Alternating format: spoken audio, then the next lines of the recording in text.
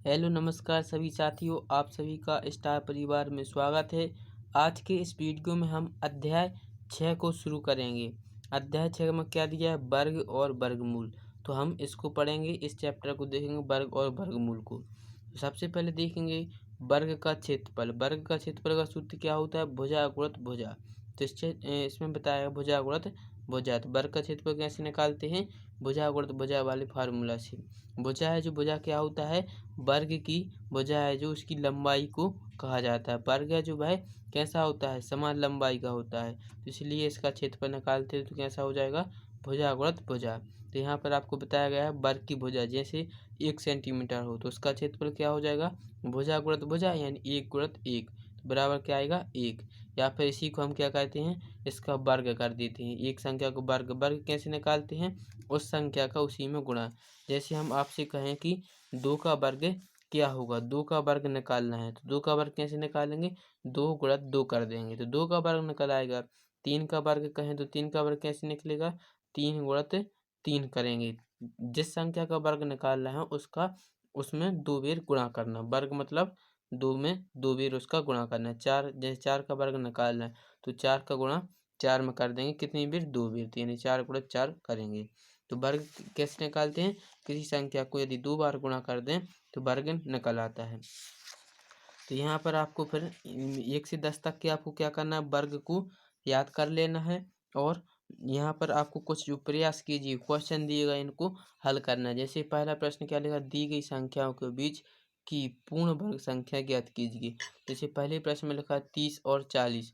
तो 30 और 40 के बीच में बताइए कौन सी संख्या जिसका पूर्ण वर्ग आता है। जैसे हम देखो सभी जानते हैं कि 5 का वर्ग कितना होता है? 5 का वर्ग होता है 25। यहाँ पर देखिए 5 का वर्ग कितना होता है? 5 का वर्ग होता है जैसे कि 5 का वर्ग होता है 25। और 6 का वर्ग कितना होता है? 36। 7 का वर्ग कितना होता है? 49। अब प्रश्न में किस में पूछा गया? 30 और 40 के बीच। तो 30 और 40 के बीच किस में आ रहा हो? तो 25 तो 30 से कम है। 30 और 40 के बीच 30 से ज़्यादा क्या है? 36। 30 और 40 के बीच में यही संख्या आएगी 36। तो 36 किसका वर्ग होता है? 6 का। तो पूर्ण वर्ग संख्या कौन सी हो जाएगी? 36। तो ऐसा आपको बताना है। यहाँ पर दूसरे प्रश्न में लिखा है 50 और 60 के बीच में। तो 50 और 60 के बीच 7 का वर्ग कितना होता है? 49।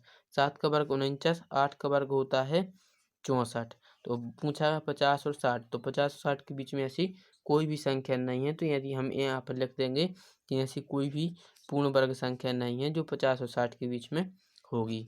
तो यहीं से आपको जो सरल क्वेश्चन है इनको हल कर लेना है। तो इसी तरह से आपको आगे कुछ क्वेश्चन मिलेंगे और उनको हल कर लेना है। यहाँ पर आपको वर्ग दिए हैं। देखिए यहाँ से 1 से 10 तक के वर्ग लिखे हैं। तो 1 का वर्ग क्या होता है? 1। 2 का वर्ग होता है 4। 3 का वर्ग होता है 9। 4 का वर्ग 16। 5 का वर्ग 25। 6 का वर्ग होता है 36। 7 का वर्ग 49। 8 का वर्ग होता है 64। 9 का वर्ग 81 और 10 का वर्ग 100 होता है। हमने आपको बता ही दिया वर्ग कैसे निकालते हैं। जैसे 2 का वर्ग निकालना है तो 2 का गुणा 2 बार कर देंगे। 2 गुणित 2। जैसे हमें 6 का वर्ग निकालना है तो 6 का वर्ग गुणा करेंगे 6 गुणित 6। तो 6 का वर्ग निकल आएगा। फिर यहाँ पर आपको लिखा है 11 का वर्ग 121 होता है। 12 का 144। 13 का 169। 14 को 196। 15 का वर्ग 225। 16 का वर्ग 256। 17 का वर्ग होता है 289। 18 का 324 और 19 का 361। 20 का वर्ग कितना होता है? 400। तो यहाँ पर आपको 1 से लेकर 20 तक के वर्ग दिए हैं। यदि आप इनको याद कर लेंगे तो और भी सवालों को अच्छे से हल कर सकेंगे। तो आप 1 से 20 तक के वर्गों को याद जरूर कर लें। फिर यहाँ पर इन्हीं से संबंधित कुछ क्वेश्चन दिए हैं। यहाँ पर प्रयास कीजिए तो यहाँ पर इनको हल करने का प्रयास करना है। फिर आगे बढ़ेंगे। देखिए यहाँ पर क्या बताया गया है? ऐसी निम्नलिखित वर्ग संख्याएं अंक 1 पर समाप्त होती हैं। देखो वर्ग जिन जिन जो अंक हैं जो 1 पर समाप्त होते हैं उनको बताया गया है। वर्ग 1। 1 का वर्ग कितना अंक क्या होता है? 1। 81। यह 81 किसका वर्ग होता है? 9 का। 121। 121 किसका वर्ग होता है? 11 का। 361 19 का वर्ग होता है। 441 21 का वर्ग। यानी बताया गया जिसका इकाई का अंक 1 है वह किन किन के वर्ग होते हैं? 1, 9, 11, 19 और 21 के वर्ग में आते हैं। तो यहाँ पर आपको जो समझाया गया इसको समझना है अच्छे से और पढ़ना है। अब हम सीधा प्रश्नावली पर चलते हैं। प्रश्नावली 6.1 को। इसको हम हल करेंगे। देखिए सबसे पहले क्या लिखा है प्रश्न 1 में, निम्नलिखित संख्याओं के वर्गों की इकाई के अंक क्या होंगे। क्या बताना है, जो इकाई के अंक दी गई इनकी वर्गों के इकाई अंक क्या होंगे। तो देखिए पहला प्रश्न है, इसको हल करेंगे। पहला प्रश्न क्या लिखा है, 81। 81 इसमें इकाई 81 है, जो इसमें इकाई का अंक क्या है, 1। 1 है जो इसका इकाई अंक, तो 1 का वर्ग करेंगे क्या आएगा, 1। यानी इसका वर्ग एक क्या होगा, 1 है जो इसका अंक होगा, इसका आंसर हो जाएगा 1। उसी प्रकार से दूसरे को हल करेंगे। दूसरे में क्या लिखा है, 272।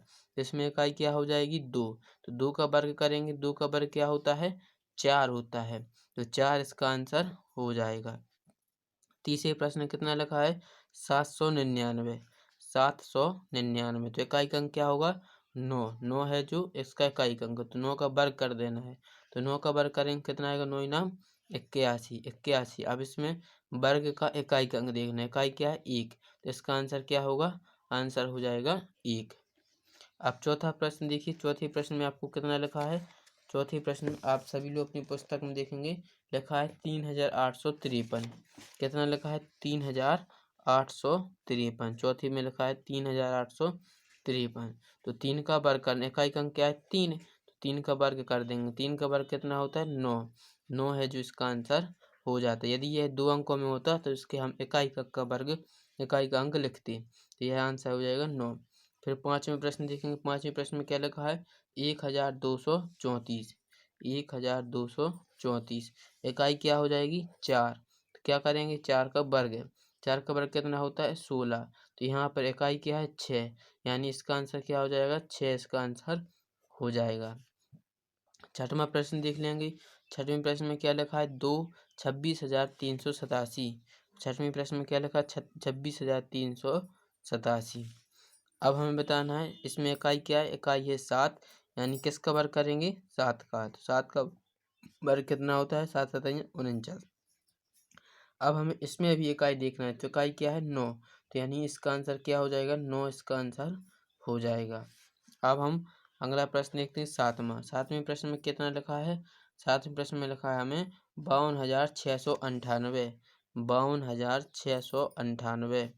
अब हमें इसमें इकाई क्या है दिखाई दे रही है, 8, तो 8 का वर्ग कर देंगे। 8 अठन्या कितने होते हैं, 64, यानी इकाई क्या है इसमें, 4, तो इसका आंसर क्या हो जाएगा, 4 इसका आंसर हो जाएगा। फिर अगला प्रश्न देखते हैं, प्रश्न क्रमांक 8वां है। 8वें में क्या लिखा है, 8वें में लिखा है 99,880। प्रश्न है 99,880। इसमें इकाई क्या है, 0, तो 0 का वर्ग करेंगे, वर्ग मतलब उसी संख्या गुणा, तो 0 का किसी में गुणा करेंगे तो क्या आएगा, 0, तो इसका आंसर हो जाएगा 0। फिर 9वें प्रश्न देख लेते हैं। 9वें प्रश्न में लिखा है 12,796। 12,796 इकाई क्या है इसमें, 6 इकाई है, तो 6 का वर्ग कर देंगे। 6 का वर्ग कितना होता है, 36, तो इसमें 36 में बताइए इकाई क्या है, 6, तो इसका आंसर क्या हो जाएगा, 6 इसका आंसर हो जाएगा। फिर 10वां प्रश्न देखते हैं। 10वें प्रश्न में क्या लिखा है, 55,555। 55,555। इसमें बताइए इकाई क्या है, इकाई 5 है, तो किसका वर्ग करेंगे, 5 का। 5 का वर्ग कितना होता है, 25। 25 में इकाई क्या है, 5, तो इसका आंसर क्या हो जाएगा, 5 है जो इसका आंसर हो जाएगा। तो इस तरह से आपको पहले प्रश्न को हल करना था। अब हम आगे बढ़ते हैं, प्रश्न क्रमांक दूसरा देखते हैं। दूसरे प्रश्न में क्या लिखा है, निम्नलिखित संख्या स्पष्ट रूप से पूर्ण वर्ग संख्या नहीं है, इसका कारण दीजिए। इनमें से बताना, जो नीचे कुछ संख्याएं लिखी गई, इनमें से जो संख्या पूर्ण वर्ग नहीं है, तो बताना कि कारण शायद कि क्यों नहीं है।